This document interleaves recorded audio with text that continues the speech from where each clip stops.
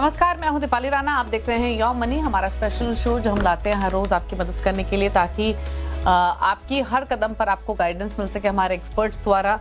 आपने जो portfolio create किया है, जो प्लानिंग के साथ आप आगे चल रहे हैं, वो सही है या फिर नहीं, या फिर किसी बदलाव की जरूरत है। तो हर तरीके की उलझन आपकी इन्वेस्टमेंट, आपके personal finance related your money सुलझाता है। कैसे आप पार्टिसिपेट कर सकते हैं? नोट कीजिए तरीका। व्हाट्सएप के थ्रू, ईमेल के थ्रू या सोशल प्लेटफॉर्म्स के थ्रू कनेक्ट कर सकते हैं। व्हाट्सएप नंबर है 7045220000। इसके अलावा ईमेल है yourmoney@nw18.com। आप फेसबुक और एक्स पर शो को लाइव भी देख सकते हैं, क्वेश्चंस पोस्ट कर सकते हैं #AskAwaz योरमनी लिखकर। हमारे साथ है सर्टिफाइड फाइनेंशियल प्लानर पूजा भिंडे, जिनसे समझेंगे आपकी सभी क्वेरीज का हल। लेकिन उससे पहले बात करेंगे एक बहुत ही इंपॉर्टेंट टॉपिक पर, जो है क्रेडिट कार्ड रिवॉर्ड से जुड़ा हुआ। पूजा नमस्कार, स्वागत है आपका। और सबसे पहले तो क्रेडिट कार्ड, ये एक ऐसा टॉपिक है जो कि हर किसी से सरोकार रखता है। आप कितने भी फाइनेंशियली वेल ऑफ हो, लेकिन क्रेडिट कार्ड के रिवॉर्ड्स का एक ऐसा लालच है कि जिन्हें क्रेडिट कार्ड की जरूरत भी नहीं होती, वो भी उसको ओन करना चाहते हैं। तो समझने की जरूरत ये है कि क्रेडिट कार्ड के जो रिवॉर्ड्स के जरिए जो ओनरशिप होती है, वो एक स्मार्ट स्ट्रैटेजी है या फिर ये एक डेट ट्रैप भी हो सकता है। तो इसी को हम डिकोड करने की कोशिश करेंगे। और सबसे पहले तो पूजा, इनफैक्ट आपसे ये जानना चाहेंगे कि जो क्रेडिट कार्ड्स के हमें पॉइंट्स मिलते हैं, जिन्हें हम रिडीम करते हैं, क्या वो एक्चुअल में फ्री मनी होती है या फिर उनको पाने के लिए कहीं ना कहीं हम किसी न किसी तरीके से ज्यादा खर्च कर रहे हैं? जी बिल्कुल, first of all thank you so much Deepali. And मुझे ऐसे लगता है कि मैं वहीं से शुरुआत करूँगी कि इस दुनिया में फ्री लंच जैसा कुछ भी नहीं है, चाहे वो क्रेडिट कार्ड ही क्यों ना हो। ये आप हम सबने ये गो थ्रू किया है कि अगर हम बैंक में खाता खोलते हैं तो हमें कहा जाता है कि आप एक क्रेडिट कार्ड भी ले लें। फिर आपकी बैंक की स्पेंडिंग देखी जाती है कि कितने आप स्पेंड्स कर रहे हैं, उस हिसाब से आपको काफ़ी टाइम कॉल्स आते हैं, मेल्स आते हैं कि आपको एक फ्री क्रेडिट कार्ड ऑफर किया जा रहा है।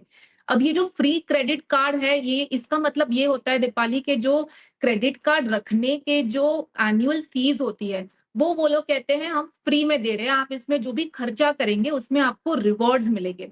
उस लालच में हम ले लेते हैं कि क्रेडिट कार्ड तो चलो फ्री में मिलता है और इससे कुछ भी शॉपिंग करेंगे, कुछ भी परचेजेस करेंगे तो उसके ऊपर भी मुझे रिवॉर्ड्स मिलेगा।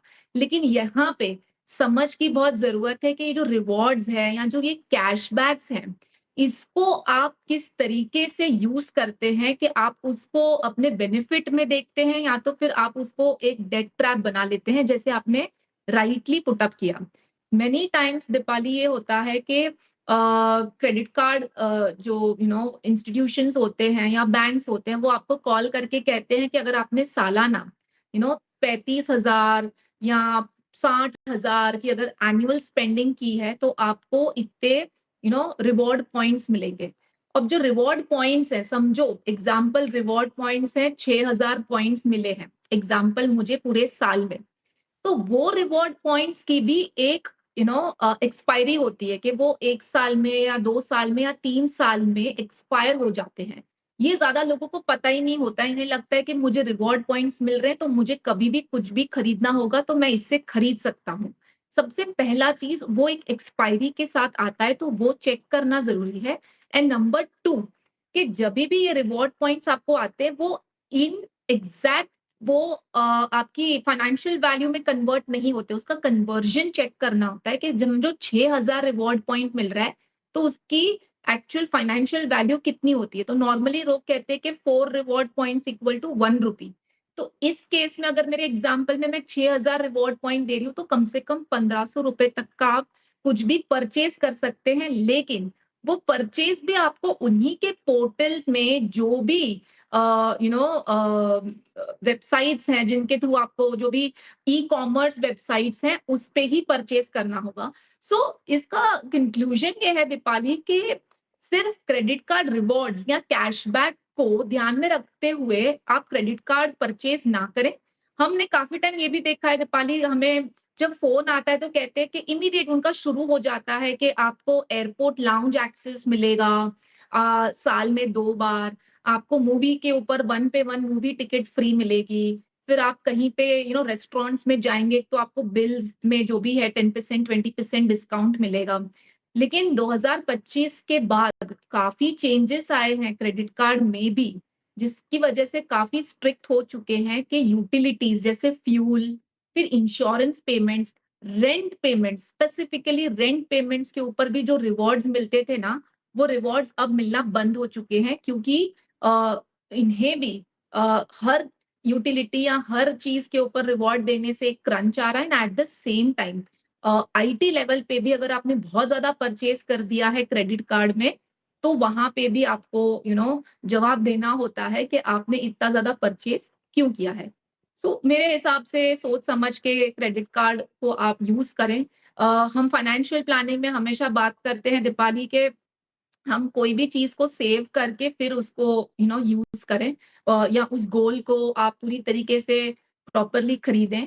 क्रेडिट मतलब आप एक लोन पे खरीद रहे हैं, उसको क्यों यूज करना है? अगर आपकी क्रेडिट हिस्ट्री को अच्छा करना है, सिविल स्कोर को बढ़ाना है, तो थोड़ा बहुत क्रेडिट कार्ड से आप परचेज कर सकते हैं। नॉर्मली मैं कहती हूँ कि आपकी जो क्रेडिट लिमिट है, समझो 5 लाख की है या 1 लाख की है, उसका 30 to 40% की रेंज में ही आप उसको परचेज करें। मतलब 1 लाख की है तो 30-40 हजार, बहुत ज्यादा लिमिट भी यूज ना करें। क्रेडिट कार्ड 2-3 रखें ताकि आपको एक ही के ऊपर पूरा ज्यादा लिमिट यूज करने की जरूरत ना पड़े, लेकिन मल्टीपल भी रखने की जरूरत नहीं है। तो स्मार्ट यूसेज करें, जो जिस चीज को आप यूज करके उससे थोड़ा बहुत आपको फिर रिवॉर्ड्स मिलता है, तो विद इन दैट 1 ईयर या 2 ईयर के पीरियड में आप उस रिवॉर्ड्स को जैसे भी अच्छी तरीके से यूज कर सकते करें।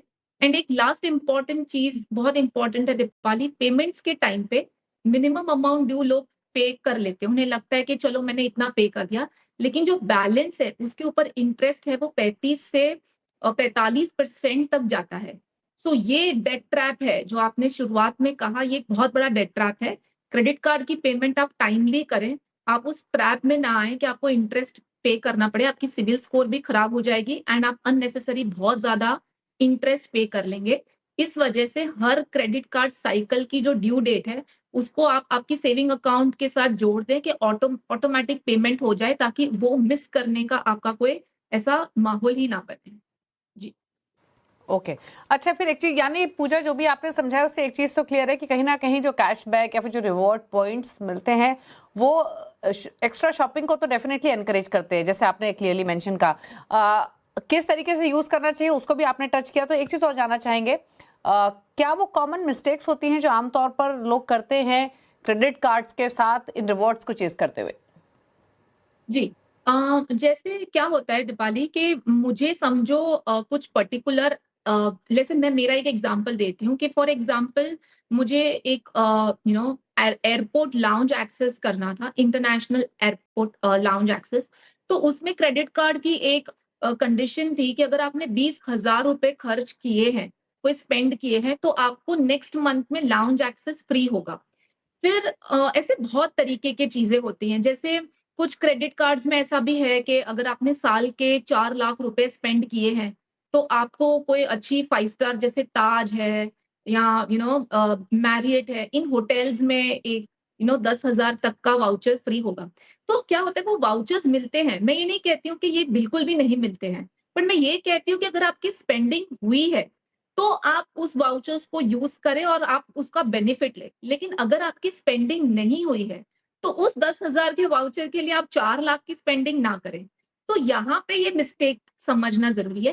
कैशबैक मुझे लगता है दीपाली काफी ईजी है, कि आपने कुछ भी, जब आप पेमेंट करते हैं, जैसे हम नॉर्मली गूगल पेमेंट्स भी काफी टाइम करते हैं, इंश्योरेंस पेमेंट्स, फ्यूल पेमेंट्स, तो उसमें आता है कि आपको 100 रुपए कैशबैक मिलेगा। तो वो क्लियरली आपको कैशबैक आ जाता है, आपकी क्रेडिट कार्ड की जो बिल आती है ना, उसमें वो कैशबैक आ जाता है। मतलब मुझे नेक्स्ट मंथ मुझे इतना बिल पे करना है, तो उसमें से मेरा वो कैशबैक माइनस हो गया। तो उसमें नो ब्रेनर है। लेकिन रिवॉर्ड्स के चक्कर में पड़ते हैं हम, तो हम ज्यादा खर्चा कर लेते हैं। तो ये साइकिल जो डेट ट्रैप है, वो रिवॉर्ड्स की है, जहां पे मैं ज्यादा कंसर्न दिखा रही हूँ कि रिवॉर्ड्स आपने खर्चे किए हैं, फिर आपको जो मिल रहा है वो समझिए कि आपको उसका कोई एक्सपायरी है, तो 1 साल के अंदर यूज करें। लेकिन अगर रिवॉर्ड्स के चक्कर में आप खर्चा कर रहे हैं, तो वो गलत चीज है, उस ट्रैप से बचिए। ओके और फाइनली जैसे आपने कुछ रियल लाइफ एग्जांपल्स आपने अपना बताया, कोई एक और फाइनली एक एग्जांपल हमारे व्यूअर्स का शेयर करना चाहे हैं जहां पर क्रेडिट कार्ड के यूसेज या फिर इन रिवॉर्ड्स को चेस करते हुए कोई बड़ी गलती किसी कंज्यूमर ने की हो? एज सच मैंने एक दो एग्जांपल ऐसे बताए हैं कि समझो कोई अर्न ही कर रहा है कि 60,000 फॉर एग्जाम्पल अर्न कर रहा है, लेकिन लाइफस्टाइल अपग्रेड, क्योंकि क्या होता है जैसे मैंने पहले भी कहा यूटिलिटीज, जैसे अगर आपने एक फोन भी खरीदा तो उसमें आता है कि आपका ये क्रेडिट कार्ड है, ये बैंक का क्रेडिट कार्ड है, तो आपको 5,000 कैशबैक है। आप उसको यूज करें, मैं मना नहीं कर रही हूँ, लेकिन काफ़ी टाइम कैशबैक के चक्कर में हमें लगता है हमें फ़ोन सस्ता मिल रहा है। ये बात नहीं है, आप उस फ़ोन की अफ़ोर्डेबिलिटी है अगर आपकी तो आप खरीदें। तो जैसे समझो किसी की XYZ की इनकम है 60,000, लेकिन लाइफ़स्टाइल अपग्रेड की वजह से वो रिवॉर्ड्स को चेज़ करके 20 से 25,000 अगर मंथली स्पेंड कर रहा है और सिर्फ़ मिनिमम पेमेंट ड्यू को भर रहा है, तो उसका सालाना इंटरेस्ट 2 लाख तक जा सकता है। तो ये पूरा का पूरा एक डेट साइकिल, स्ट्रेस साइकिल बन सकता है। जहाँ की स्मार्ट यूजर दूसरा है, समझो उसकी सालाना income sorry monthly income 60 to 80,000 के आसपास है, लेकिन वो सिर्फ जो फिक्स्ड ग्रोसरी एक्सपेंस है, फ्यूल एक्सपेंस है, उसमें ही क्रेडिट कार्ड को यूज कर रहे हैं, तो उन्हें मंथली 500 टू 1,000 रुपीज का कैशबैक भी आ सकता है, जो उनकी क्रेडिट कार्ड की साइकिल में वो स्टेटमेंट में वो इजीली उसको क्रेडिट ले सकते हैं। तो यहाँ पे उन्हें सालाना 12 से 15,000 का बेनिफिट हो सकता है। सो बेनिफिट स्मार्टली देखना है कि मुझे रिवॉर्ड्स को बहुत ज्यादा फॉलो करना है और उसके पीछे खर्चे करने हैं, कि फिर कैशबैक्स को थोड़ा अच्छी तरीके से यूज करना है। काफी टाइम उन्हें लगता है कि मेरी इंश्योरेंस की पेमेंट्स है, लाख रुपए की पेमेंट है, मैं क्रेडिट कार्ड से करता हूँ, मुझे ज्यादा पॉइंट्स मिलेंगे। तो ये आइडेंटिफाई करना जरूरी है दीपाली, क्योंकि 2026 अप्रैल से ही काफी नियम बदले हैं। एक तो 2 स्टेप वेरिफिकेशन आया है क्रेडिट कार्ड का, आईटी स्क्रूटिनी 10 लाख के ऊपर अगर है तो आईटी स्क्रूटिनी है। कोई भी नया क्रेडिट कार्ड लेंगे तो पैन कार्ड कंपलसरी हो गया। पहले महीने दर महीने सिबिल रेटिंग जाती थी स्कोर की, अभी वीकली दर वीकली जाएगी अगर आपने कोई मिस किया है तो। पहले रेंट पेमेंट्स के ऊपर आपको पीछे रिवॉर्ड्स मिलते थे, इंश्योरेंस पेमेंट्स के ऊपर भी रिवॉर्ड्स मिलते थे, मतलब अगर आपने लाख रुपए की इंश्योरेंस भरी है तो आपको लगता है मुझे काफी रिवॉर्ड्स मिले हैं। अब उस केसेस में रिवॉर्ड्स नहीं मिलते हैं, अब बहुत ही कम चीजों में रिवॉर्ड्स मिलते हैं। इनफैक्ट जो इंटरनेशनल या डोमेस्टिक एयरपोर्ट एक्सेस भी है, वो भी पहले बहुत ज्यादा फ्री थे, अभी वो भी लिमिटेड हो गए हैं कि अगर आपने साल का 30,000 या साल का 60,000 अगर आपने स्पेंड किया है तो आपको मिनिमम 2 लाउंज एक्सेस मिलेगा। सो वो भी एक काफी उसमें बदलाव आ चुके हैं। तो जो भी क्रेडिट कार्ड यूज कर रहे हैं, सिंपली आप आपके कस्टमर केयर में फोन करें। आप 2 बातें देखें, सबसे पहले कि क्या क्या फ्री है और क्या क्या रिवॉर्ड्स पाने के लिए कितना खर्चा करना पड़ रहा है। अगर आपका वो हो रहा है तो ठीक है, पर उसमें जो रिवॉर्ड्स मिल रहे हैं उसकी कोई एक्सपायरी है। जैसे मैंने मेरा ही एक चेक किया, एक्सपायरी 3 साल में खत्म हो चुकी थी, लेकिन डेट ऑफ ट्रांजैक्शन से 3 साल, मुझे लगा और तो 3 साल को टाइम है, लेकिन डेट ऑफ ट्रांजैक्शन को 3 साल हो गए थे, तो वो मेरे रिवॉर्ड पॉइंट्स एक्सपायर हो गए थे। सो मेनी अ टाइम्स आपको क्रेडिट कार्ड आपका जो जहाँ से आपने लिया है, हर 6 मंथ्स में आप उनको कॉल करें, क्योंकि जितने भी लेटेस्ट चेंजेस होते हैं हमें वो कोई मेल नहीं करते, हमें कोई कॉल भी नहीं करते। मैंने भी उनको बोला आपने मुझे कॉल नहीं किया कि मेरी एक्सपायरी होगी, वो बोले मैम आपको फोन करना पड़ेगा, हम कॉल नहीं करेंगे।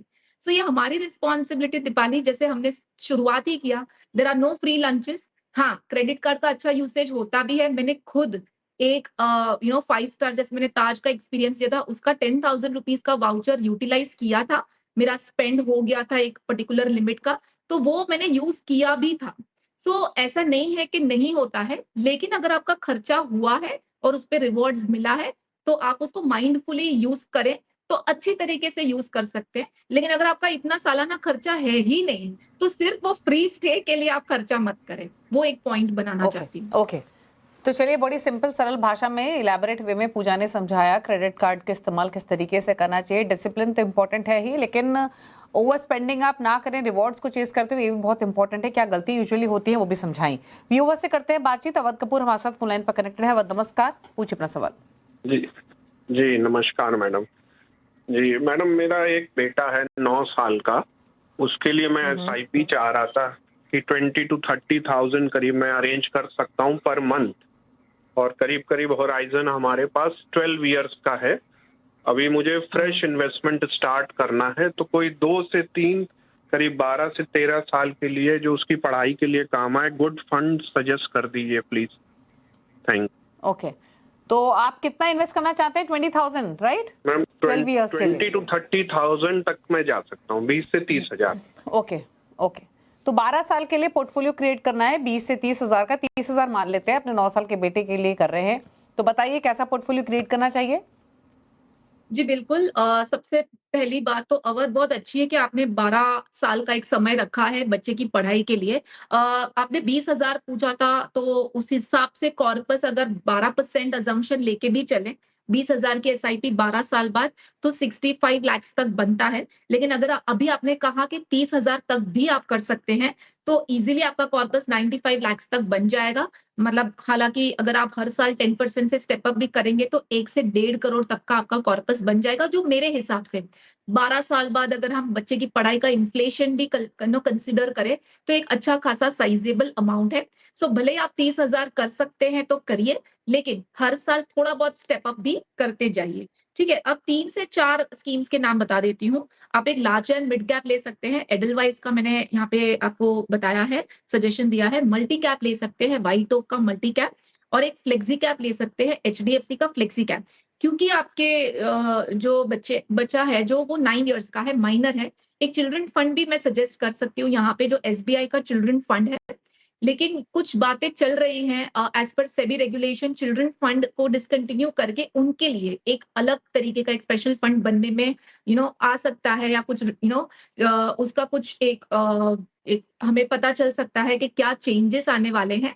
तो वो जो जब जैसे आएंगे, लेकिन अभी के लिए एक चिल्ड्रन फंड भी आप आपके पोर्टफोलियो में शामिल कर सकते हैं। जी, तो HDFC flexi cap, white oak multi cap, Edelweiss large and mid cap और एसबीआई का चिल्ड्रन फंड, इन फंड्स के साथ शुरुआत कीजिए। आप अपने निवेश की एनुअल स्टेप अप करेंगे 10% का, तो लगभग 1 करोड़ आप जमा कर लेंगे 12 सालों में, ये आपके लिए चला रहेगी। बात करते हैं क्विकली मनीष से, हमारे साथ कनेक्टेड है मुंबई से। मनीष नमस्कार, बताइए क्या सवाल है आपका? नमस्कार। मैंने 2006 में मेरे वाइफ के नाम पे एक यूलिप पॉलिसी लिया था, जो 7,500 रुपीज ट्वाइस ईयरली भरना था, जो मैंने 20 साल भरा हुआ है। और मुझे अभी रिटर्न्स मैंने पैसा भरा है अभी तक ऑलमोस्ट 3 लाख, और अभी तक रिटर्न्स आ रहा है सब ये करके 6 लाख। तो 20 साल में double return is like less than FD और 6%, लेस देन 6%। तो ये कैसे है? और जबकि मैंने इंक्वायरी किया तो जो मेरा कंटिन्यूस एक ही फंड में, ग्रोथ फंड में, उसका रिटर्न 12 और 11.88% है एज पर एक्सिस मैक्स, लेकिन मेरे को इतना कम दे रहा है।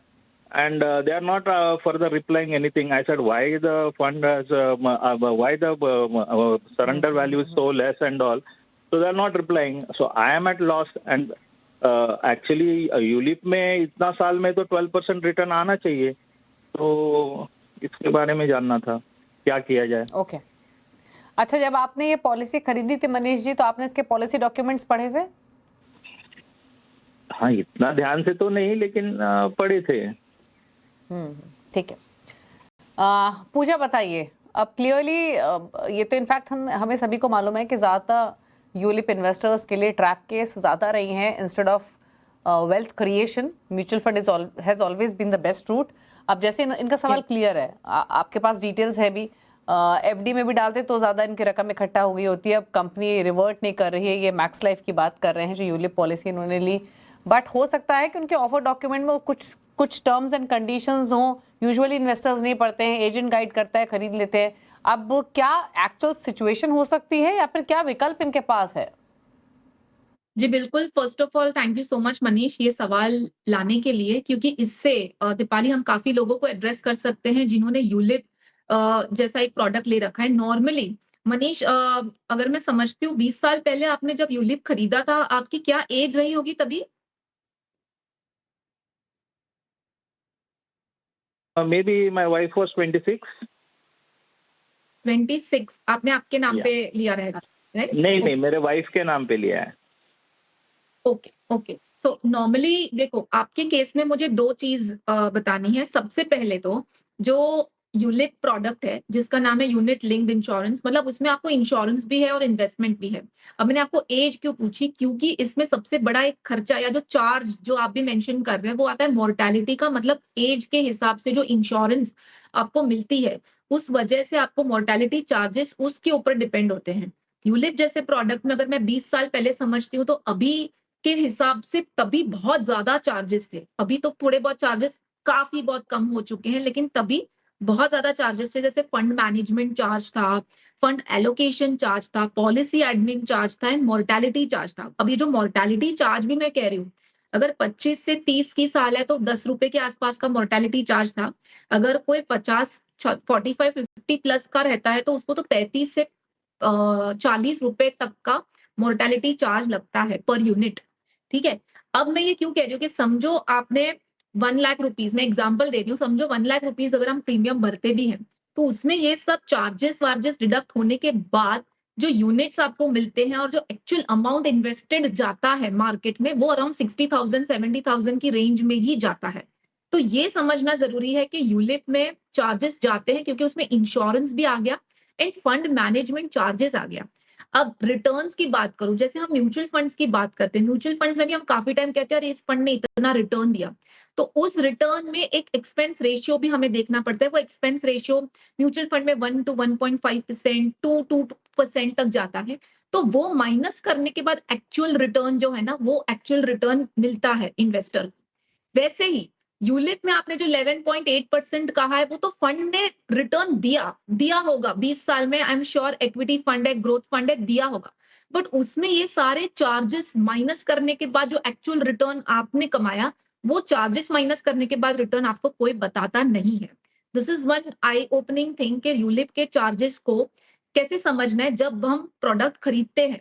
एक तो काफी टाइम बैंक से मिससेलिंग हो जाती है क्योंकि आपको रिक्वायरमेंट है नहीं है, तो आपको प्रोडक्ट समझने के लिए जब वो प्रोडक्ट डॉक्यूमेंट देते हैं तभी इलस्ट्रेशन होता है। वो इस इलस्ट्रेशन में लिखा होता है कि अगर मैं साल का 15,000 भर रहा हूँ, जैसे आप 7.5 बाय मंथली भर रहे थे, तो उसमें से एक्चुअल आपका इन्वेस्टेड अमाउंट कितना होगा, कितने चार्जेस के बाद कितने यूनिट्स मिलेंगे, तो इलस्ट्रेशन में लिखा होता है। अभी भी पॉलिसी डॉक्यूमेंट खोल के चेक करना, आपको जो 6% मिला है क्योंकि इजीली वो पैसा डबल हुआ है, वो आपको क्यों लग रहा है उसकी भी एक क्लैरिटी दे देती हूँ। आपने डे 1 को 3 लाख नहीं डाले थे, कि आप अभी बोल रहे हैं ना आपका 6 लाख वैल्यू हो गया तो वो डबल दिख रहा है, समझ गई मैं, इसके लिए वो 6% आपको दिख रहा है। आपने डे 1 को 15,000 ही डाले थे, 7,500 बाय मंथ, हाफ ईयरली, तो 15,000 साल के डाल डाल के 20वें साल में आपका 3 लाख का पूरा फंड इन्वेस्टेड हुआ, जिसकी वैल्यू आज 6 लाख है।